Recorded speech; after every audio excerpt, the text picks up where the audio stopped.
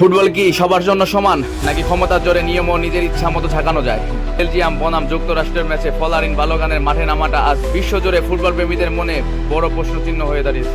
Round of 32-এর ম্যাচে বসনিয়ার বিপক্ষে লাল card দেখে মাঠ ছাড়েন বালোগান। নিয়ম অনুযায়ী পরবর্তী ম্যাচে নিষিদ্ধ থাকার কথা ছিল, কিন্তু মাঠে দেখা গেল সবাইকে অবাক করে তিনি খেলছেন। কিভাবে সম্ভব? কোনো জাদুমন্ত্র নয়, এর পিছনে কাজ করেছে হাই ভোল্টেজ পলিটিক্যাল পাওয়ার। গুঞ্জন আছে খোদ যুক্তরাষ্ট্রের প্রেসিডেন্ট ডোনাল্ড ট্রাম্প সরাসরি ফোন করেছিলেন ফিফা প্রেসিডেন্ট জোয়ান্নি ইনফান্তিনোকে।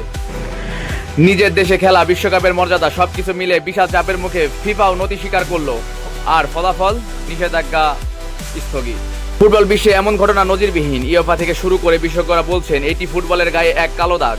1959 সালের পর এমন রাজনৈতিক হস্তক্ষেপ, খেলার আইন পরিবর্তনের নজির ফুটবল ইতিহাসে আর নেই। নিয়ম ভেঙে কি তবে যুক্তরাষ্ট্র প্রমাণ করলো যে ক্ষমতা থাকলে ফিফাকেও পকেটে রাখা যায়? খেলার মাঠে যখন রাজনীতির খেলা শুরু হয়, তখন ফুটবলের নিজস্ব সৌন্দর্য কি হারিয়ে যায় না? আপনাদের কি মনে হয়, বালোগানের এই মাঠে নামা কি শুধুই নিয়মের ফাঁক, নাকি ফিফার ব্যর্থতা? কমেন্ট বক্সে আপনার মতামত জানান।